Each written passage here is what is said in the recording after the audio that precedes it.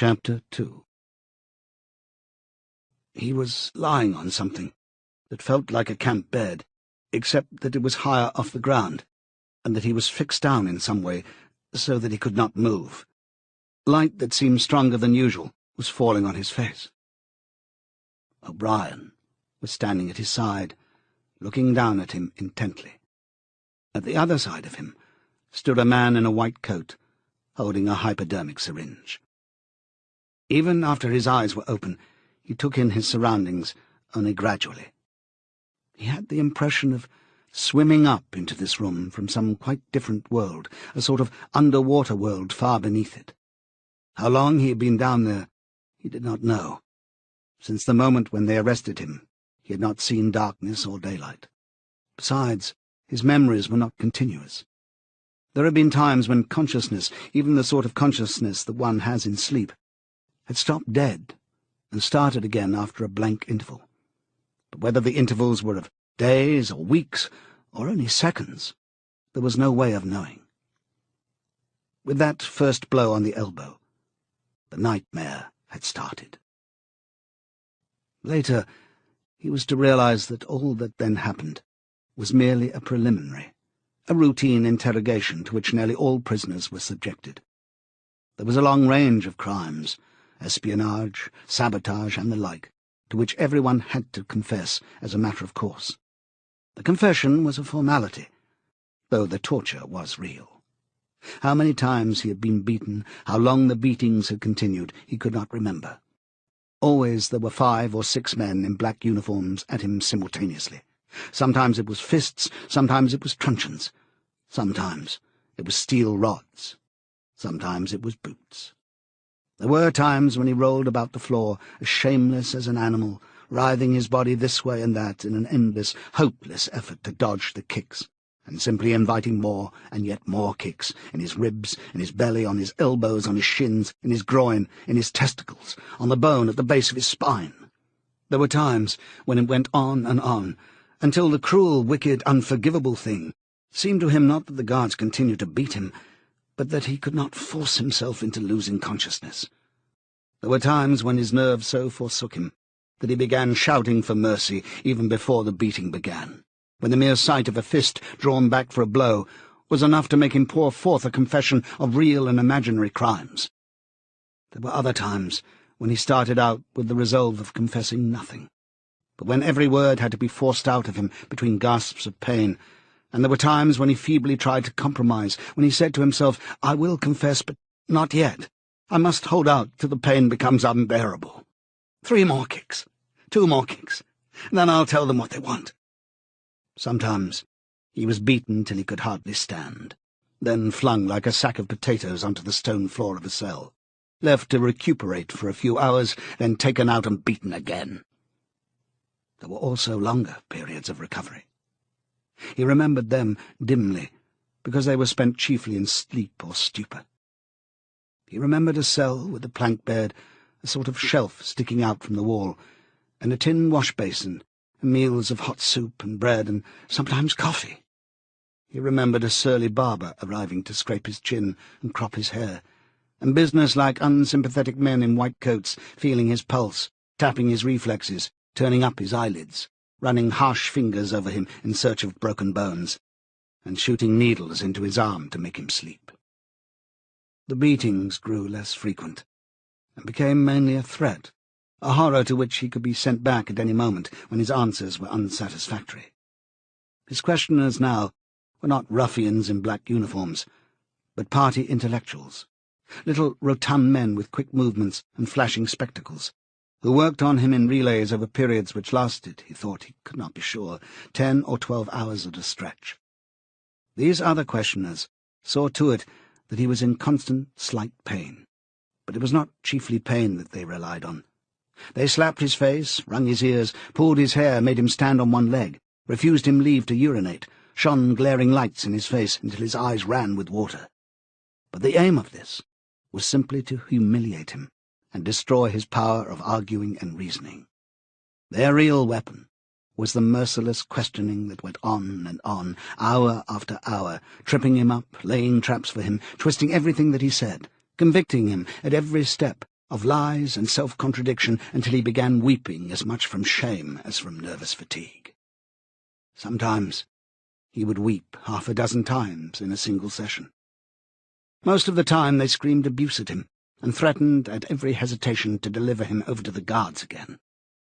But sometimes they would suddenly change their tune, call him comrade, appeal to him in the name of Ingsoc and Big Brother, and ask him sorrowfully whether even now he had not enough loyalty to the party left to make him wish to undo the evil he had done. When his nerves were in rags after hours of questioning, even this appeal could reduce him to snivelling tears. In the end, the nagging voices broke him down more completely than the boots and fists of the guards. He became simply a mouth that uttered, a hand that signed whatever was demanded of him. His sole concern was to find out what they wanted him to confess, and then confess it quickly, before the bullying started anew. He confessed to the assassination of eminent party members, the distribution of seditious pamphlets, embezzlement of public funds, sale of military secrets, sabotage of every kind. He confessed that he had been a spy in the pay of the East Asian government as far back as 1968. He confessed that he was a religious believer, an admirer of capitalism, and a sexual pervert. He confessed that he had murdered his wife, although he knew, and his questioners must have known, that his wife was still alive. He confessed that for years he had been in personal touch with Goldstein, and had been a member of an underground organization which had included almost every human being he had ever known. It was easier to confess everything and implicate everybody. Besides, in a sense, it was all true. It was true that he had been an enemy of the party, and in the eyes of the party there was no distinction between the thought and the deed. There were also memories of another kind. They stood out in his mind disconnectedly, like pictures with blackness all round them. He was in a cell which might have been either dark or light, because he could see nothing except a pair of eyes. Near at hand some kind of instrument was ticking slowly and regularly. The eyes grew larger and more luminous. Suddenly he floated out of his seat, dived into the eyes, and was swallowed up. He was strapped into a chair surrounded by dials under dazzling lights.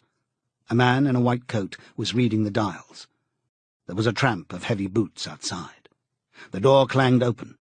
The waxen-faced officer marched in, followed by 2 guards. "Room 101, said the officer. The man in the white coat did not turn round. He did not look at Winston either. He was looking only at the dials. He was rolling down a mighty corridor, a kilometre wide, full of glorious golden light, roaring with laughter and shouting out confessions at the top of his voice. He was confessing everything, even the things he had succeeded in holding back under the torture. He was relating the entire history of his life to an audience who knew it already. With him were the guards, the other questioners, the men in white coats, O'Brien, Julia, Mr. Charrington, all rolling down the corridor together and shouting with laughter. Some dreadful thing which had lain embedded in the future had somehow been skipped over and had not happened. Everything was all right. There was no more pain. The last detail of his life was laid bare, understood, forgiven. He was starting up from the plank bed in the half-certainty that he had heard O'Brien's voice. All through his interrogation, although he had never seen him, he had had the feeling that O'Brien was at his elbow, just out of sight. It was O'Brien who was directing everything. It was he who set the guards onto Winston and who prevented them from killing him. It was he who decided when Winston should scream with pain, when he should have a respite, when he should be fed, when he should sleep, when the drug should be pumped into his arm. It was he who asked the questions and suggested the answers. He was the tormentor. He was the protector. He was the inquisitor. He was the friend. And once, Winston could not remember whether it was in drug sleep or in normal sleep, or even in a moment of wakefulness, a voice murmured in his ear, "Don't worry, Winston. You're in my keeping. For 7 years I've watched over you. Now the turning point has come. I shall save you. I shall make you perfect." He was not sure whether it was O'Brien's voice, but it was the same voice that had said to him, "We shall meet in the place where there is no darkness," in that other dream, 7 years ago. He did not remember any ending to his interrogation. There was a period of blackness, and then the cell or room in which he now was had gradually materialized round him. He was almost flat on his back, and unable to move. His body was held down at every essential point. Even the back of his head was gripped in some manner. O'Brien was looking down at him gravely and rather sadly. His face, seen from below, looked coarse and worn, with pouches under the eyes and tired lines from nose to chin. He was older than Winston had thought him. He was perhaps 48 or 50. Under his hand there was a dial with a lever on top, and figures running round the face. "I told you," said O'Brien, "that if we met again, it would be here." "Yes," said Winston. Without any warning, except a slight movement of O'Brien's hand, a wave of pain flooded his body. It was a frightening pain, because he could not see what was happening, and he had the feeling that some mortal injury was being done to him. He did not know whether the thing was really happening, or whether the effect was electrically produced, but his body was being wrenched out of shape. The joints were being slowly torn apart. Although the pain had brought the sweat out on his forehead, the worst of all was the fear that his backbone was about to snap. He set his teeth and breathed hard through his nose, trying to keep silent as long as possible. "You are afraid," said O'Brien, watching his face, "that in another moment something is going to break.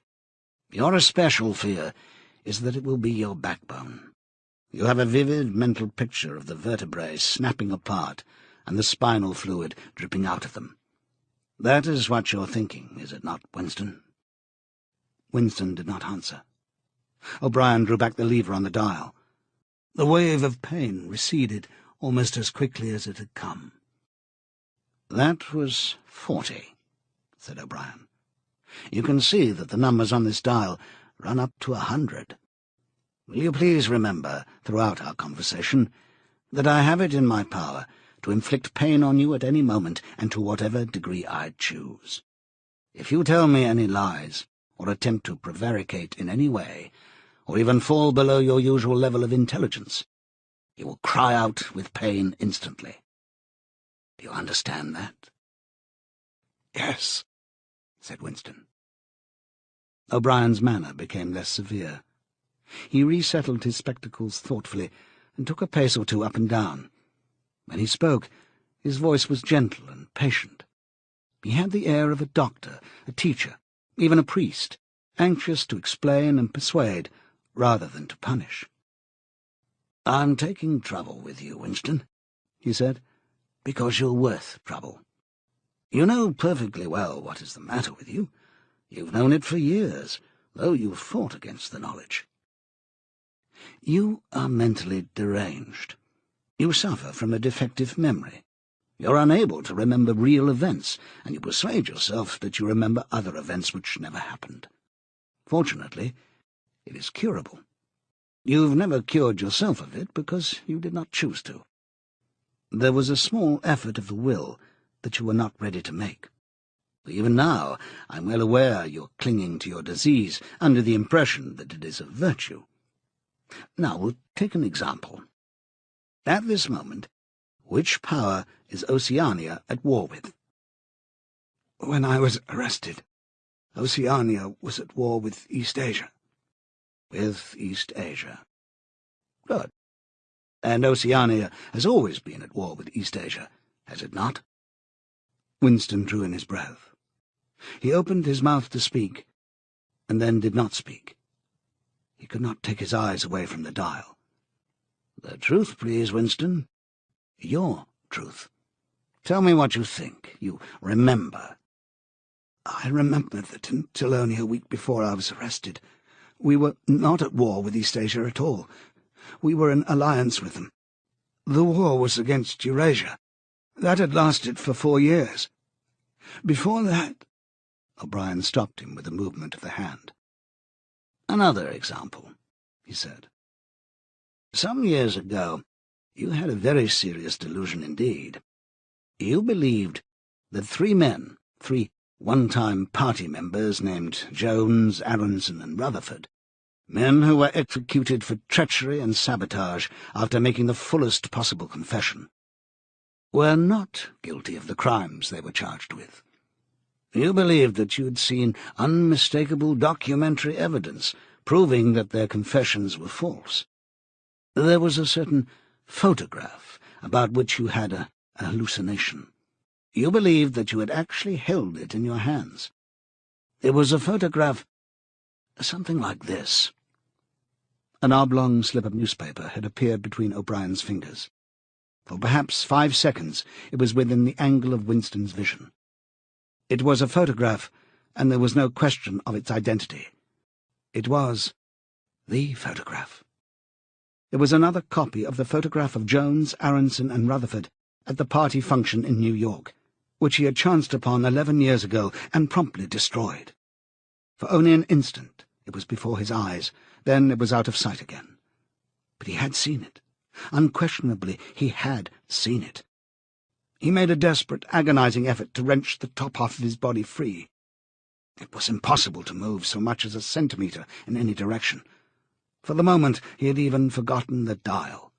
All he wanted was to hold the photograph in his fingers again, or at least to see it. "It exists!" he cried. "No," said O'Brien. He stepped across the room. There was a memory hole in the opposite wall. O'Brien lifted the grating. Unseen, the frail slip of paper was whirling away on the current of warm air. It was vanishing in a flash of flame.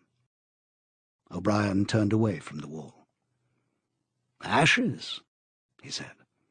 "Not even identifiable ashes. Dust. It does not exist. It never existed." "But it did exist. It does exist. It exists in memory. I remember it. You remember it." "I do not remember it," said O'Brien. Winston's heart sank. That was doublethink.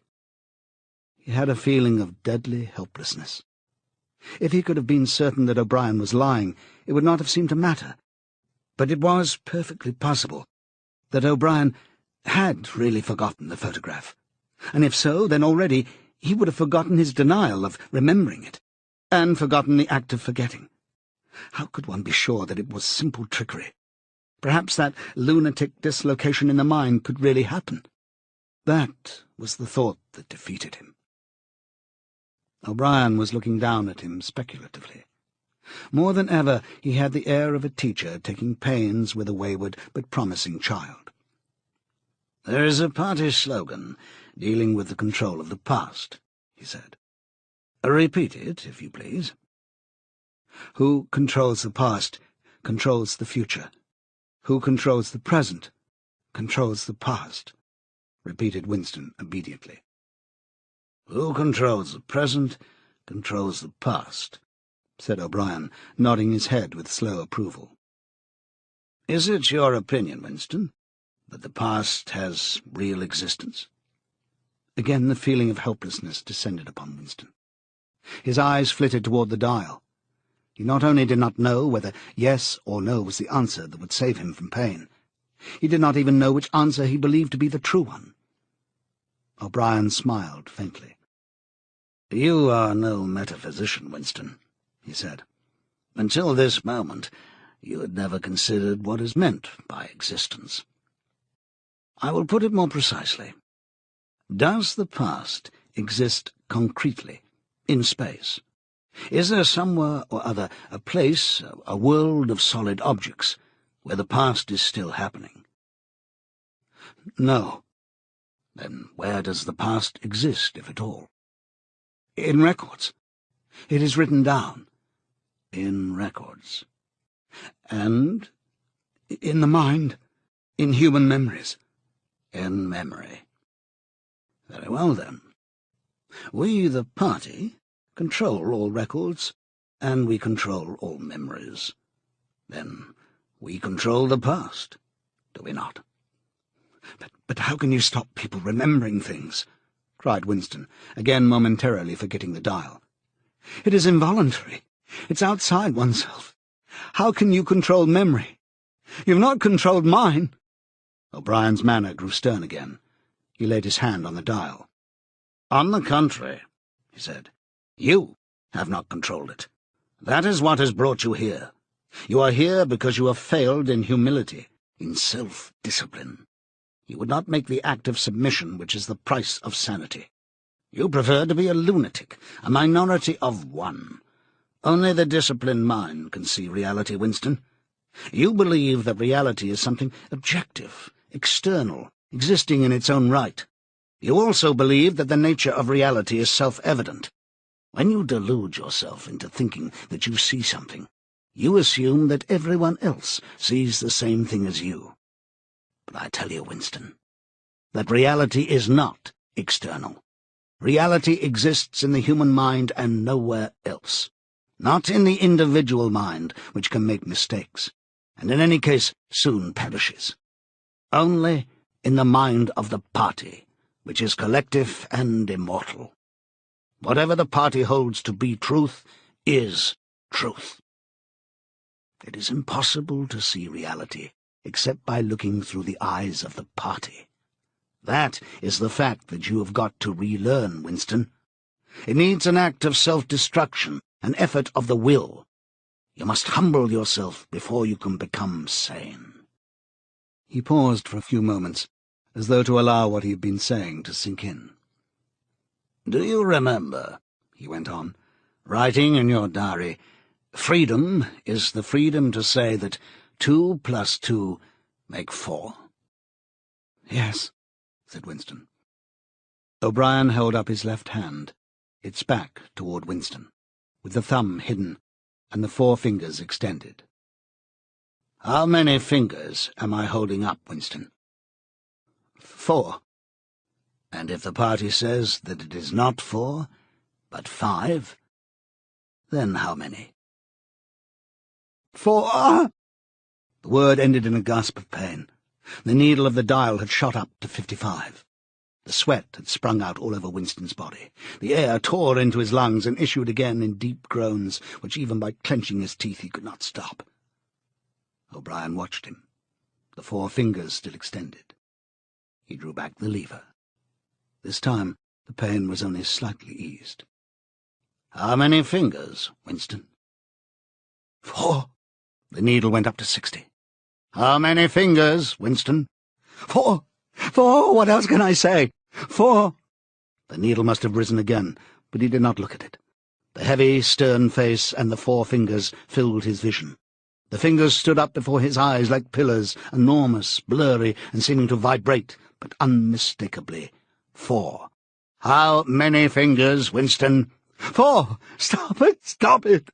How can you go on? 4! 4! "How many fingers, Winston?" 5! 5! 5! "No, Winston, that is no use. You are lying. You still think there are 4. How many fingers, please?" 4, 5, 4, anything you like. Only stop it. Stop the pain. Abruptly, he was sitting up with O'Brien's arm around his shoulders. He had perhaps lost consciousness for a few seconds. The bonds that held his body down were loosened. He felt very cold. He was shaking uncontrollably. His teeth were chattering. The tears were rolling down his cheeks. For a moment he clung to O'Brien like a baby, curiously comforted by the heavy arm round his shoulders. He had the feeling that O'Brien was his protector, that the pain was something that came from outside, from some other source, and that it was O'Brien who would save him from it. "You're a slow learner, Winston," said O'Brien gently. "How can I help it?" he blubbered. "How can I help seeing what is in front of my eyes? 2 and 2 are 4. Sometimes, Winston. Sometimes they're 5. Sometimes they're 3. Sometimes they are all of them at once. You must try harder. It's not easy to become sane." He laid Winston down on the bed. The grip on his limbs tightened again, but the pain had ebbed away, and the trembling had stopped, leaving him merely weak and cold. O'Brien motioned with his head to the man in the white coat, who had stood immobile throughout the proceedings. The man in the white coat bent down and looked closely into Winston's eyes, felt his pulse, laid an ear against his chest, tapped here and there. Then he nodded to O'Brien. "Again," said O'Brien. The pain flowed into Winston's body. The needle must be at 70, 75. He had shut his eyes this time. He knew that the fingers were still there, and still 4. All that mattered was somehow to stay alive until the spasm was over. He had ceased to notice whether he was crying out or not. The pain lessened again. He opened his eyes. O'Brien had drawn back the lever. "How many fingers, Winston?" 4. I suppose there are 4. I would see 5 if I could. I'm trying to see 5. Which do you wish? To persuade me that you see 5, or to really see them? Really to see them. Again, said O'Brien. Perhaps the needle was at 80, 90. Winston could only intermittently remember why the pain was happening. Behind his screwed-up eyelids, a forest of fingers seemed to be moving in a sort of dance, weaving in and out, disappearing behind one another and reappearing again. He was trying to count them. He could not remember why. He knew only that it was impossible to count them, and that this was somehow due to the mysterious identity between 5 and 4. The pain died down again.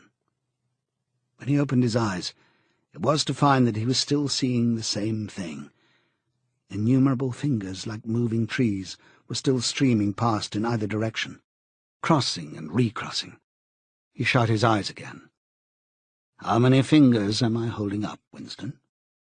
I don't know. I don't know. You'll kill me if you do that again. 4, 5, 6, in all honesty, I don't know. Better, said O'Brien. A needle slid into Winston's arm. Almost in the same instant, a blissful, healing warmth spread all through his body. The pain was already half forgotten. He opened his eyes and looked up gratefully at O'Brien. At sight of the heavy, lined face, so ugly and so intelligent, his heart seemed to turn over. If he could have moved, he would have stretched out a hand and laid it on O'Brien's arm. He had never loved him so deeply as at this moment, and not merely because he had stopped the pain. The old feeling that at bottom it did not matter whether O'Brien was a friend or an enemy had come back. O'Brien was a person who could be talked to. Perhaps one did not want to be loved so much as to be understood. O'Brien had tortured him to the edge of lunacy, and in a little while it was certain he would send him to his death. It made no difference. In some sense that went deeper than friendship, they were intimates. Somewhere or other, although the actual words might never be spoken, there was a place where they could meet and talk. O'Brien was looking down at him, with an expression which suggested that the same thought might be in his own mind.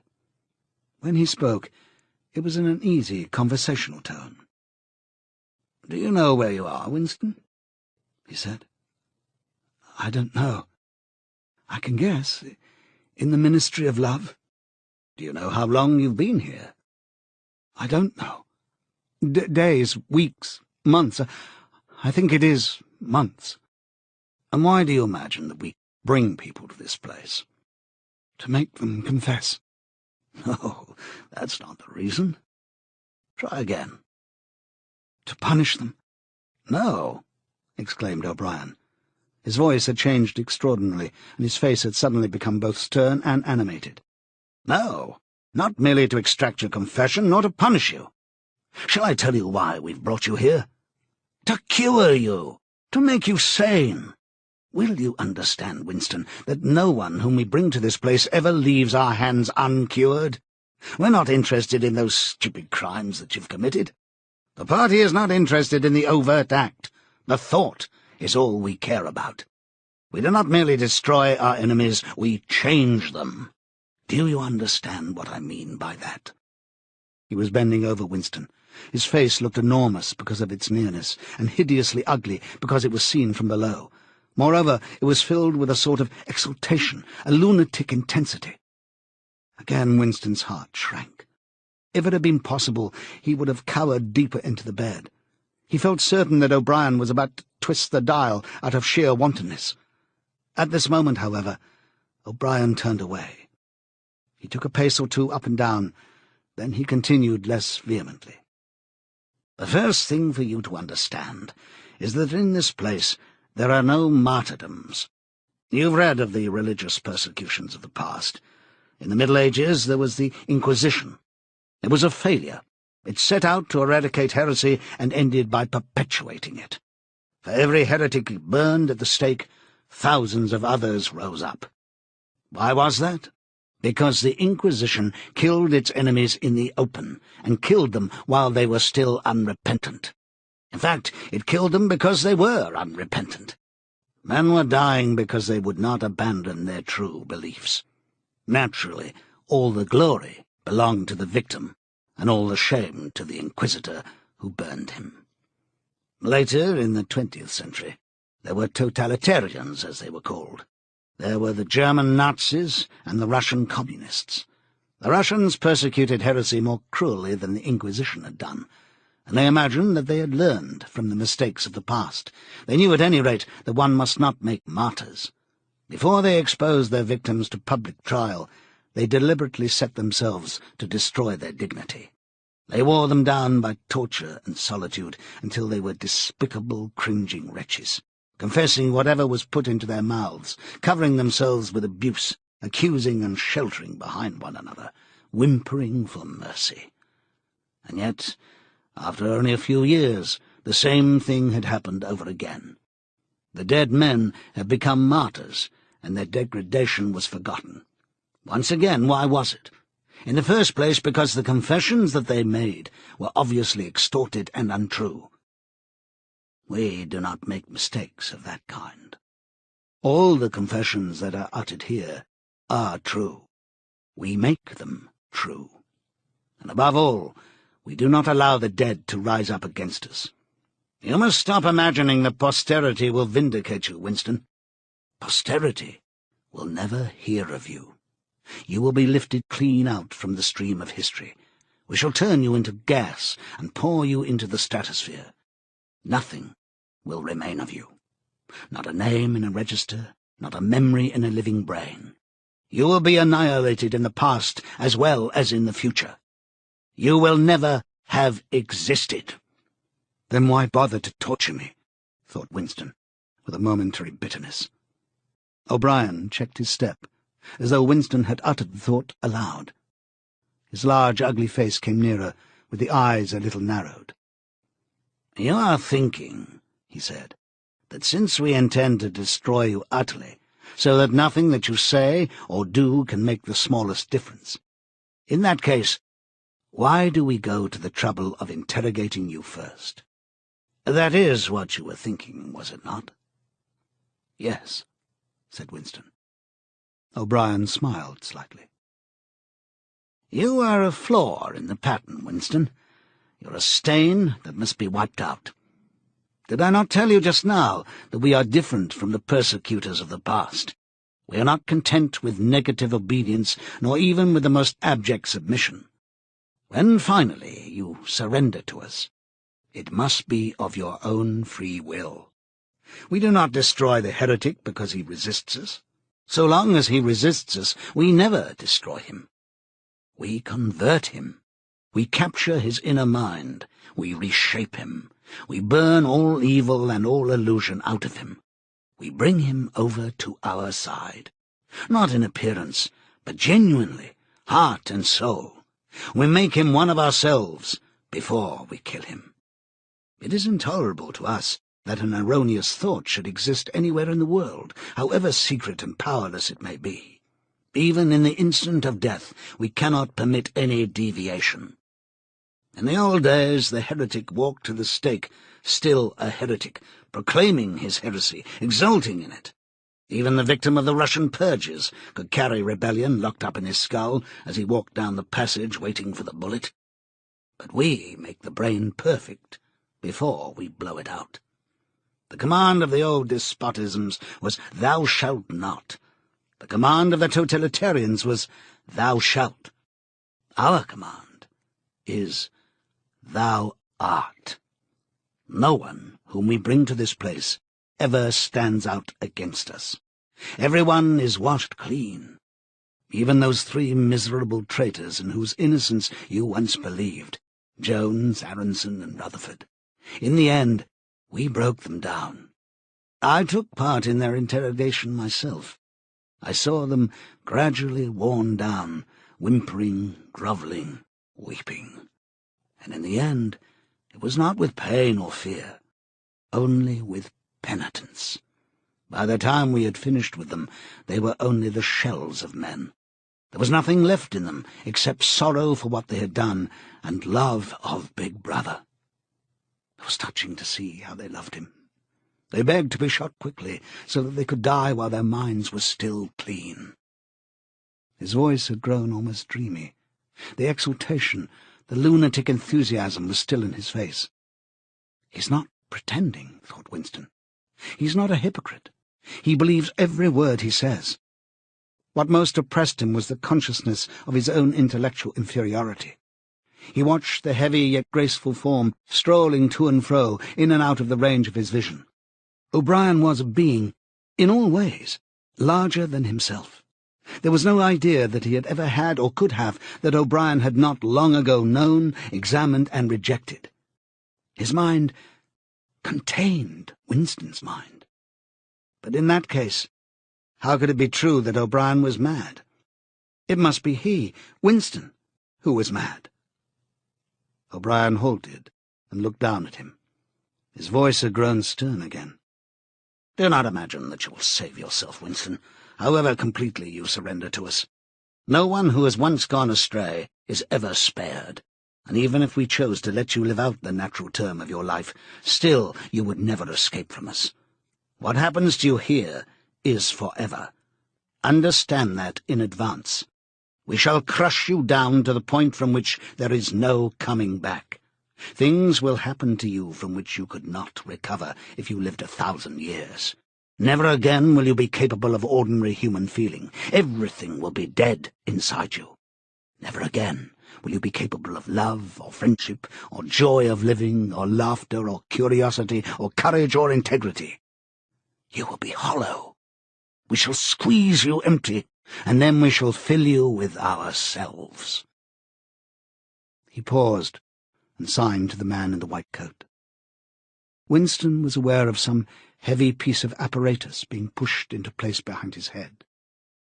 O'Brien had sat down beside the bed, so that his face was almost on a level with Winston's. 3,000, he said, speaking over Winston's head to the man in the white coat.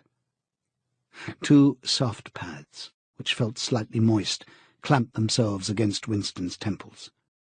He quailed. There was pain coming, a new kind of pain.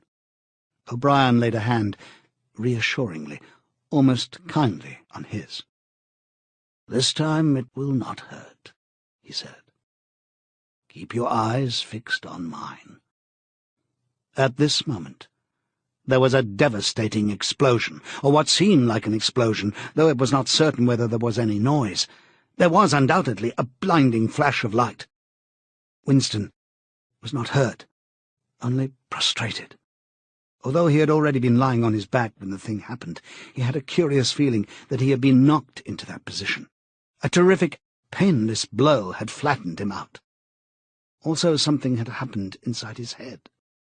As his eyes regained their focus, he remembered who he was and where he was, and recognized the face that was gazing into his own, but somewhere or other there was a large patch of emptiness, as though a piece had been taken out of his brain. "It will not last," said O'Brien. "Look me in the eyes. What country is Oceania at war with?" Winston thought. He knew what was meant by Oceania, and that he himself was a citizen of Oceania. He also remembered Eurasia and Eastasia. But who was at war with whom, he did not know. In fact, he'd not been aware that there was any war. I don't remember. Oceania is at war with Eastasia. Do you remember that now? Yes. Oceania has always been at war with Eastasia. Since the beginning of your life, since the beginning of the party, since the beginning of history, the war has continued without a break. Always the same war. Do you remember that? Yes. 11 years ago, you created a legend about 3 men who had been condemned to death for treachery. You pretended that you had seen a piece of paper which proved them innocent. No such piece of paper ever existed. You invented it, and later you grew to believe in it. You remember now the very moment at which you first invented it? Do you remember that? Yes. Just now, I held up the fingers of my hand to you. You saw 5 fingers. Do you remember that? Yes. O'Brien held up the fingers of his left hand, with the thumb concealed. There are 5 fingers there. Do you see 5 fingers? Yes. And he did see them, for a fleeting instant, before the scenery of his mind changed. He saw 5 fingers, and there was no deformity. Then everything was normal again, and the old fear, the hatred, and the bewilderment came crowding back again. But there had been a moment, he did not know how long, 30 seconds perhaps, of luminous certainty when each new suggestion of O'Brien's had filled up a patch of emptiness and become absolute truth, and when 2 and 2 could have been 3 as easily as 5, if that were what was needed. It had faded out before O'Brien had dropped his hand, but though he could not recapture it, he could remember it, as one remembers a vivid experience at some remote period of one's life when one is in effect a different person. "You see now," said O'Brien, "that it is at any rate possible." "Yes," said Winston. O'Brien stood up with a satisfied air. Over to his left, Winston saw the man in the white coat break an ampoule and draw back the plunger on a syringe. O'Brien turned to Winston with a smile. In almost the old manner, he resettled his spectacles on his nose. "Do you remember writing in your diary," he said, "that it did not matter whether I was a friend or an enemy, since I was at least a person who understood you and could be talked to? Well, you were right. I enjoy talking to you. Your mind appeals to me. It resembles my own mind, except that you happen to be insane. Before we bring the session to an end, you can ask me a few questions, if you choose." "Any question I like?" "Anything." He saw that Winston's eyes were upon the dial. "It is switched off. What is your first question?" "What have you done with Julia?" said Winston. O'Brien smiled again. "She betrayed you, Winston. Immediately, unreservedly. I've seldom seen anyone come over to us so promptly. You would hardly recognize her if you saw her. All her rebelliousness, her deceit, her folly, her dirty-mindedness. Everything has been burned out of her. It was a perfect conversion, a textbook case." "You tortured her?" O'Brien left this unanswered. "Next question," he said. "Does Big Brother exist?" "Of course he exists. The party exists. Big Brother is the embodiment of the party." "Does he exist in the same way as I exist?" "You do not exist," said O'Brien. Once again the sense of helplessness assailed him. He knew, or he could imagine, the arguments which proved his own non-existence, but they were nonsense. They were only a play on words. Did not the statement, "You do not exist," contain a logical absurdity? But what use was it to say so? His mind shriveled as he thought of the unanswerable mad arguments with which O'Brien would demolish him. "I think I exist," he said wearily. "I am conscious of my own identity. I was born, and I shall die. I have arms and legs. I occupy a particular point in space. No other solid object can occupy the same point simultaneously. In that sense, does Big Brother exist? It is of no importance. He exists. Will Big Brother ever die? Of course not. How could he die? Next question. Does the Brotherhood exist? That, Winston, you will never know. If we choose to set you free when we've finished with you, and if you live to be 90 years old, still you will never learn whether the answer to that question is yes or no. As long as you live, it will be an unsolved riddle in your mind. Winston lay silent. His breast rose and fell a little faster. He still had not asked the question that had come into his mind the first. He had got to ask it, and yet it was as though his tongue would not utter it. There was a trace of amusement in O'Brien's face. Even his spectacles seemed to wear an ironical gleam. "He knows," thought Winston suddenly. "He knows what I'm going to ask." At the thought, the words burst out of him. "What is in room 101? The expression on O'Brien's face did not change. He answered dryly, "You know what is in room 101, Winston. Everyone knows what is in room 101. He raised a finger to the man in the white coat. Evidently, the session was at an end. A needle jerked into Winston's arm. He sank almost instantly into deep sleep.